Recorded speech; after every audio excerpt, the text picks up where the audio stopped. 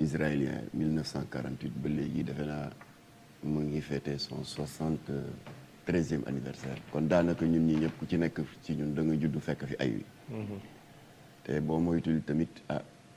waaye yàlla bu ko yàlla dogal dinañu dem suñu doom yi ñuy wuutu itam fekk fi ay wi ba looloo tax baax na toujours buñ ci yëkkati kàddu ñu laayee biir tout tànk yi ñu xam li ko sabab lan la ci ay kàddu yu gàtt xam nga première guerre mondiale bi dafa fekk mu amoon lu ñuy wax l'empire ottoman mu di diiwaan bu yaatu ëmb dëkk yu bari Syrie ci la bokkoon Liban Palestine Égypte ba Arabie empire la woon léegi nag bi nga xamee ni que empire ottoman dem na def alliance ak allemand yi yaakaaroon ne allemand yee gagné guerre bi ndekete c'était le mauvais choix parce que les empires français et britanniques dañu song allemand yi Allemagne daanu fa la empire ottoman doxee itam daal di mabba bi mu mabbee nag européens yi daal di daje nag ne il faut ñu séddoo Moyen-Orient parce que empire ottoman c'était le cœur même du Moyen-Orient alors ñu daal di jël Liban ak Syrie placé ko sous mandat britannique daal di jël Palestine placé ko sous mandat français daal di jël Palestine placé ko sous mandat britannique alors ba ñu toogee nag ba deuxième guerre mondiale éclaté organisation des Nations Unies daal di dawal yërmande ñeel les rescapés juifs du génocide hitlérien daal di ne ñi waruñu leen seetaan ne serait-ce que pour des raisons humanitaires war nañ leen utal fu ñu dëkk ndax ay SDF lañu. Hitler jàpp na seen maam yi lakk ñi mu yóbbu leen chambre à gaz ñi ci desandi dañuy war di taxawalu à travers le monde kon nañ leen utal un pays d'accueil communauté internationale bi jox mandat Nations Unies nag foofu la proposer le partage de la Palestine un état arabe mooy fi Palestine nekk tey et un état juif sauf te Nations Unies daf ci insister Jérusalem en raison de son caractère de ville 3 fois sainte parce que comme ni ko ñëpp a xamee dans sa partie est les 3 grandes religions monothéistes révélées ku ci nekk am nga fa un lieu saint christianisme avec le Saint-Sépulcre bi ñu jagleel Seydina Isa Jésus-Christ le judaïsme ak seen mur de lamentation daanaka mooy seen kaaba juif yi fa la ñuy ajee seen aji Makka et il y a Masjid al-Aqsa le 3e lieu saint de l'islam alors ONU ne kon séddoo bi bu ci kenn boole Jérusalem nañ ko placer sous mandat international bu ko kenn laal alors loolu yëpp résolution yi ñëw daal di ko dëggal la résolution 242 les accords de Camp David yi ñëwoon en 79 jamono Jimmy Carter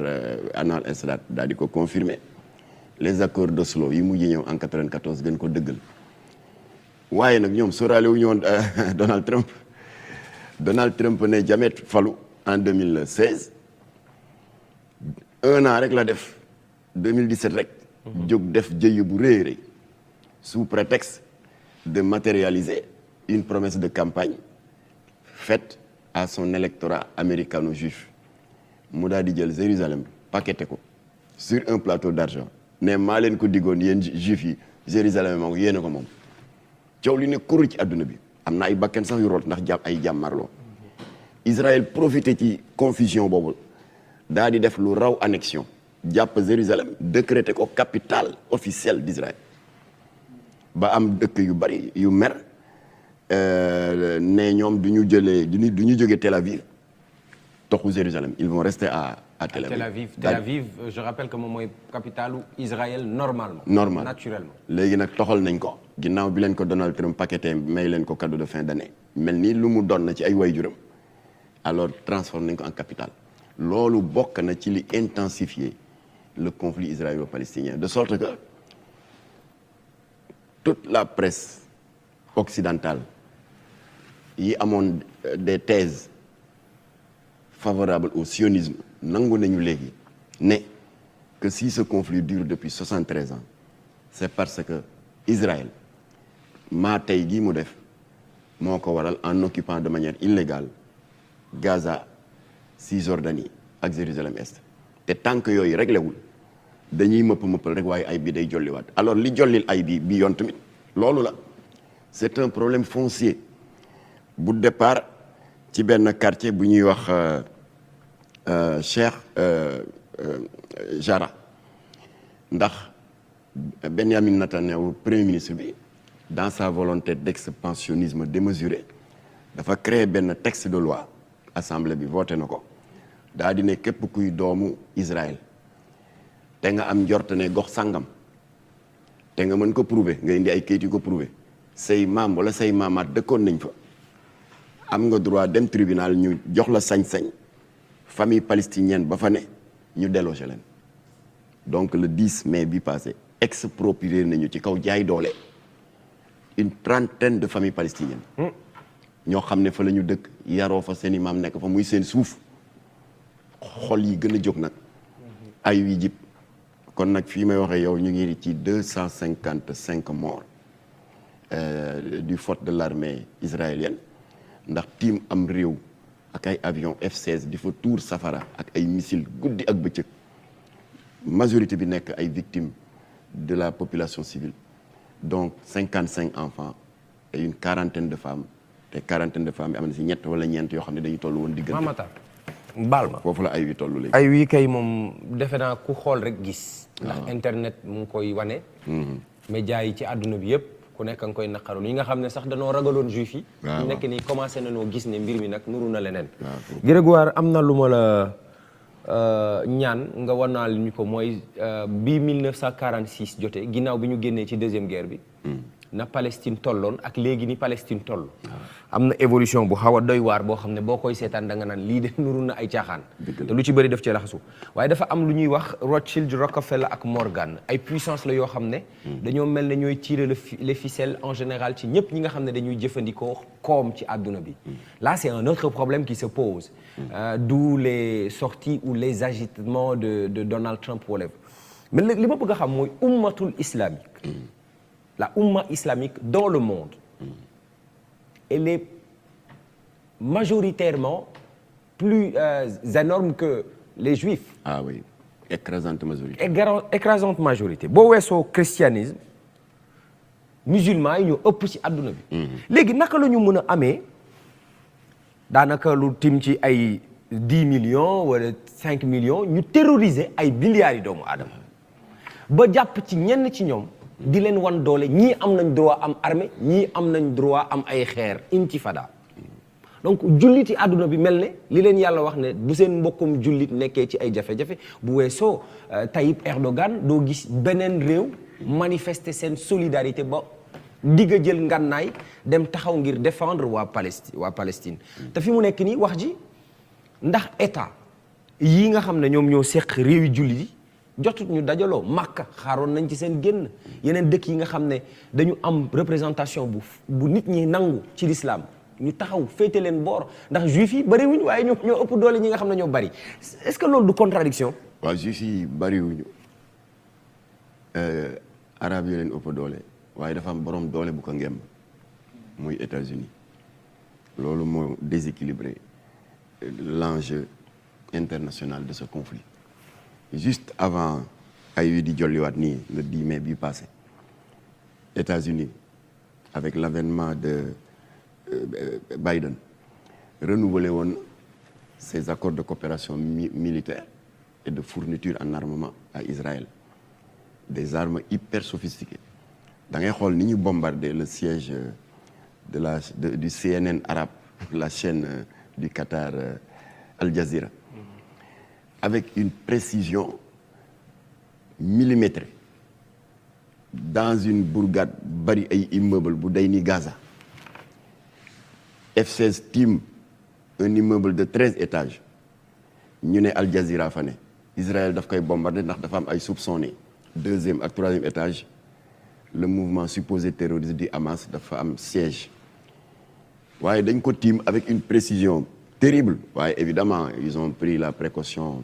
demandé nañ ko évacuer 1 heure avant alors ñi jël seen bagages yi dam et cetera gardiens yi yeeg liggéeykat yi ñëpp dem envoyé fa ay missiles tiré à partir d'avions F-16 mais immeuble bi dafa écroulé wu comme un château de cartes gànnaay yooyu américains yi ñoo leen ko jox dañu am un système de visée électronique et à l'infrarouge moo tax dëggal naa li nga wax Israël tuuti na ba pare lëmbale àdduna waaye dara wala ko lu dul kii ko ngemb moo bari doole léegi nag yàlla dafa dogal Sénégal réagir na ñun ànduñu ci boobu réaction parce qu'elle est trop timide. bu Macky Sall bi. waaw gouvernement bi def na un communiqué en date du 10 mai non en date du 10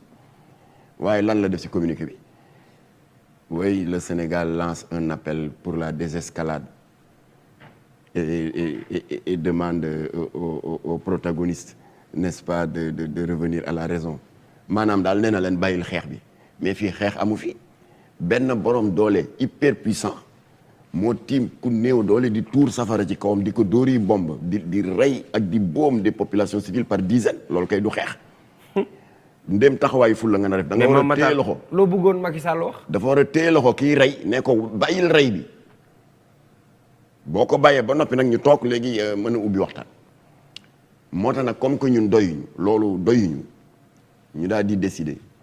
dal di jëfee mandat bi nga xam ne Jamra am na ko depuis 1989 ndax Abdou Latif Gueye moo doon assumer la fonction de vice-président du comité Al-Quds section Sénégal ñu daal di ñaan audience ambassadeur Israël la ko état waroon wax te waxu ko ñun neen ko dañ ko wax neen ko dinañ la indi lettre de protestation et de condamnation du génocide parce que lii génocide la nettoyage ethnique la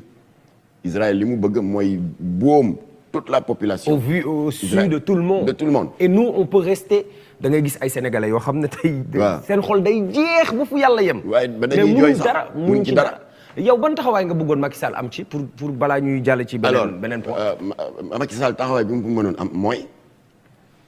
sukkandiku ci cër bi ko Nations Unies jox parce que n'oublions pas qu'il est le président en exercice du comité des Nations Unies pour l'exercice des droits inaliénables du peuple palestinien. Sénégal depuis 20 ans ñu ngi koy reconduire tout le temps à ce poste waroon na mën a sukkandiku ci doole boobu sukkandiku yi tamit ci leadership bi Sénégal yàgg di am dans ce conflit israélo-palestinien et qui a commencé depuis 1971 bi ñu nommé Senghor le président du comité des sages mu ànd ceeg ay jo ñoom ñoo négocié ak madame Golda Meir premier ministre Israël ba fi newoon ba obtenir un premier retrait des territoires occupés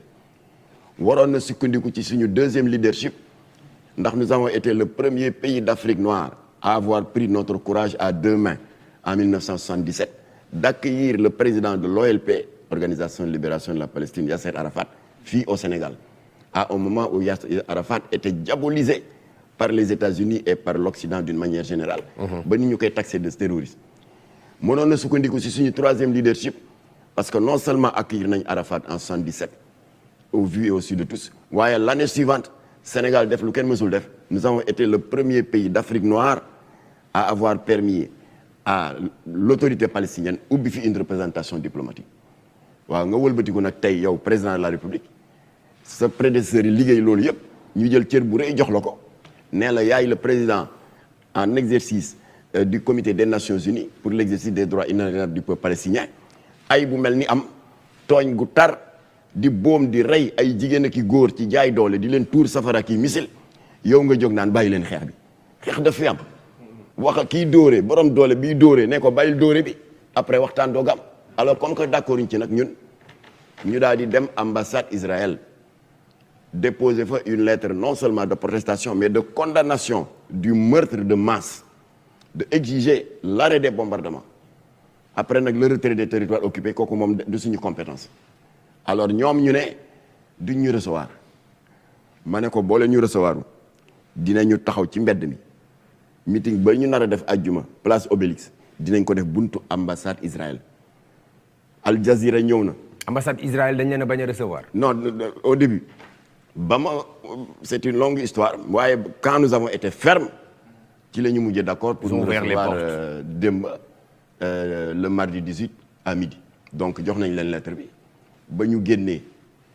il y avait déjà un dispositif sécuritaire extraordinaire pour mel ni Makhtar Gueye doon déposer lettre de protestation l'ambassade était hyper sécurisée bunkérisée trottoir bi passage piéton bi sax dañ ko barré woon kenn amu fa droit jaar ba ma génnee presse bi Al Jazeera ak presse bi ak presse locale bi ñëw ñu daal def suñu déclaration réitéré aux yeux du monde la nekk ci biir communiqué bi donc loolu mooy suñu première riposte. La deuxième riposte qui sera certes pacifique mais ferme et massive dootul Jamra rek léegi am nañu une large coalition contenant une trentaine d'organisations religieuses et de la société civile. La Ligue des imams et des oulémas bu Oustaz Dame Ndiaye bu 2S ñu ngi ci biir le Rassemblement islamique du Sénégal bu sa naataango journaliste Mouhamadou Baro ak Makhtar Kébé mu ngi ci biir et cetera ba ci société civile le comité des intellectuels du Sénégal bu Malick Ndiaye kon nag bu dimanche samedi aljuma le 21 ñetti waxtu place de l'Obélisque bu ko kenn manqué du woote bu ñu woote jullit yi waaye même ku dul julli sax parce que mbir mi dépassé na un cadre religieux c'est devenu un problème de démocratie et de violation des droits humains ne ñëpp a ñëw presse nationale internationale ñëw population Sénégal yëkkati seen kàddu àdduna dégg ñu parce que dëkk yëpp a ngi yëngu Sénégal moo ne yàcc rek te ñu bëgg bu ñu demee ci gàmmu yeeg màggal yi di fëgg suñu dënn naan téeméer boo jël juróom-ñeent fukki ak juróom ay jullit lañ bu ñu demee ci màggal yeeg gàmmu yi di fëgg suñu dënn naan innamal mu'minuuna ixwa jullit yëpp ay mbokk lañ waaye nañ ko jëfee jot na. am na suñu ay mbokk jullit yu ñuy fitnaal di leen faagaagal di leen rey yu ñaaw nelawatuñu parce que Netanyahu a ngi bombardé bu suba midi bëccëg ak guddi alors c'est l'occasion bu ajjuma ne ñëpp a ñëw ñu wane suñu naxar. am nañ ci droit ci ñekk da ñi nekkul Ndakaaru am nañ droit am organiser ko. waaw ca gox ya ñu nekk ca gox ya ñu nekk. am nañ ci droit voilà parce que dañu ne dans un état de démocratie l'article 10 de la Constitution garantit à chaque citoyen le droit d'exprimer ses opinions par la marche, par la plume, par l'image, par la manifestation pacifique dès l'instant que cette manifestation ne porte pas atteinte à l'ordre public ni à l'honorabilité d'autrui. ñun troublé wuñu ordre public porté wuñu atteinte à l'honorabilité de personne dafa am benn reykatu nit bu ñuy wax Israël tiim jullit ya nekk Palestine di leen boom tey ñu ngi yëgal ne bu ñu deful attention Netanyahu dana toj Masjid al-Aqsa ci la jëm tàmbali na ko ci biir weeru koor bi lu mësul am depuis 73 ans que ce conflit dure armée israélienne dugg nañ ren ci jàkka ja fekk gars yi di naafila ñu dóor leen ay grenade ñi muñ xetu grenade bi di muñ di sujjóot ak di rukkoo ñu fekk leen fa wéq leen ñu daanu kon yëf yaa ngi avancé moo tax nag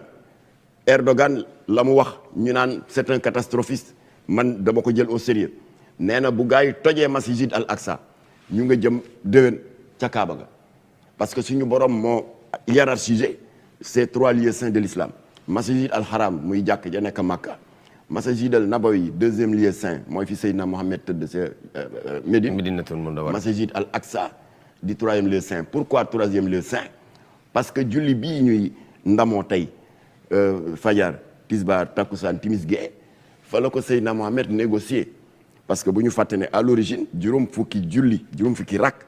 la suñu borom imposé doomu aadama Seydina Mohamed moo dem sàkku yërmande ci yàlla ne ko li suma xeet attunu ko kon foofu la déparé fa la rañaan nga amee fa la rañaane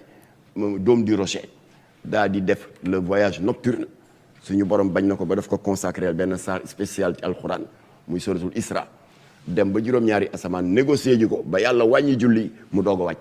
c'est un lieu saint de l'islam palestinien yi moomuñu ko au-delà du drame palestinien te ñu ngi leen koy masulu di leen exprimer suñu solidarité waaye c'est un patrimoine commun à toute la oumma islamique kon bu ajjuma na ñëpp a ñëw Pape Sidi nag yow bugguma kenn jiitu la fa ana kii bi ana Biram Cheikh Diaby ana Biram Biram ana nga indi yóbbante Jamra bi ma jox ko Pape Sidi ndax yóbbante àq la yóbbante àq la il faut que ñun ñëpp ñu dem parce que ñun ñëpp mën nañ def suñu Facebook mën nañ def suñu Instagram vous pouvez venir yóbbante Jamra bi waa Jamra ñoom ñoo ma indil je peux venir je peux me déplacer waaw waa Jamra gis nañ sa taxawaay jërëjëf sur la cause palestinienne jërëjëf en particulier et d'une manière générale contre l'injustice yow fu injustice am yow nanguwuloo kenn jiitu la. wallaahi ci di ko xeex. jërëjëf. ñu jagleel la Kaala Yasser Arafat. Le fondateur de l'organisation le temps lui a donné raison hein. Oui, absolument. Hein? Le temps lui a donné raison. jërëjëf Mame Mactar. booy ñëw na nga ko sol. altine incha allah dinaa def sama. non aljuma incha allah. nga indiwaale drapeau. danaa fa jullee juma. voilà incha allah ñu ngi invité sénégalais yëpp. ñu ñëw ndax li xew. Palestine ak Israël. ñaaw na lool. trop. te bu ñu seetloo. si on se rappelle bien. dafa am France. benn comédien bu tudd Dieudonné. Camerounais la originaire du Cameroun. mais français la foofu la dëkk. dañ ko interdire Facebook. interdire ko Twitter. interdire ko plateforme yi nekk àdduna bi yëpp. ndax moom dafay def ay sketch di reetaanloo nit ñi ci mbaxana yi juif yi di sol. ñu tuddee ko nan lañ ko tuddee ci un antisémite extrémiste ba jugé ko condamné ko fépp ki nga xam ne day reetaanloo nit nag ñu mën koo jugé teg ay daan ci moom waxuma la ki nga xam ne day jël ay ngànnaay di rey di boom di faat ñoo xam ne amuñ benn moyen bu ñu défendre parce que dañuy interdire Palestine ngir ñu am ñoom armée bu ñu mën a xeexee ak Israël donc il faut que le monde leur dise ce qui doit li ñu war a def ak ni ñu ko war a defee Mame Mactar maa ngi lay sant bu baax di la gërëm nii ñu la dalalee aljuma dinañ ko fàttaliwaat sénégalais yi ndax ñi nga xam ne ñoom ñoo di ñoom imam Alamine Dramé jot nañu déggante ci téléphone ma ni leen àllarba dinaa dalal Mame Mactar waaye aljuma it dinaa fàttaliwaat sénégalais yi ngir ñu bañ a fàtte diggante àllarba ak aljuma mën nañoo am xel mu xëy na seen xel génn ci waaye aljuma incha allah dinañ ko yendoo fàttali te dinañ ko fàttali ci réseaux sociaux yi dinañ ko fàttali ci télévision bi ak rajo bi dinañ wax ñëpp ne leen aljuma ginnaaw bu ñu jullee juma ba nuppi ñetti waxtu jot ca place de l'obélisque wala place de la nation fa la sénégalais yi di dajaloo wane seen cofeel ak seen naqar ci li nga xam ne moom mooy xew ca Palestine wax ne adduna bi yëpp nanu àndandoo sanctionné yooya la xew te bu ñu paree xëy na dinañ fa joxe ay dog yoo xam ne nit ñi seeni kër dinañ ko mën a def ngir yàlla dog yi sax tàmbali na te maa ngi remercier l'imam ratib de Wakam Mouhamadou Lamine Diagne ñoom defee gum nañu 5 millions de suratul Ikhlas maanaam fi daawul mbokku Palestine ak 16 000 suratul Yasin ndax suñu borom dafa barkeel ñaari surat yooyu ci pexe noon ak noon bu bari doole te kii noon bu bari doole la rey rek la mën boom ay xale boom ay jigéen bàyyi soldats yi fële waa Hamas ñoo ko té wër na ko ba sonn xamul fu Hamas ne jàpp immeuble Al Jazeera bombardé ko gisu fa Hamas léegi mu ne xaaral ma rey ci doomu palestiniens yi reyegum na 250 te Netanyahu bàyyiwul guddeeg bëccëg mu ngi tuuri bomb kon ñun politique wuñu li ñuy demandé na Macky Sall utiliser ndombal tànkam de président du comité des Nations Unies pour l'exercice des droits inaliénables du peuple palestinien yëkkati kàddoom ci àdduna ci yar ak teggin ne nañu arrêté rey bi ay waxtaan évacuation des terres occupées yooyu c'est trop technique mais rey bi na ko arrêté ba population civile yi féex am jàmm mën da tëdd ba ñendoor politiciens yi eggali ko kon nag taxawaayu ajjuma bi mooy première exigence l'arrêt des bombardements et du génocide ba noppi itam demander à l'État du Sénégal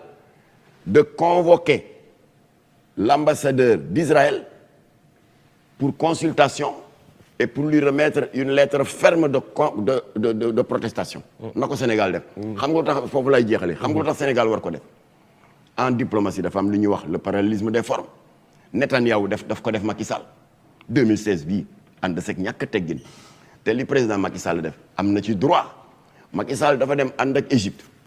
en 2016 xaatim benn résolution exigeant l'arrêt des constructions sur les territoires occupés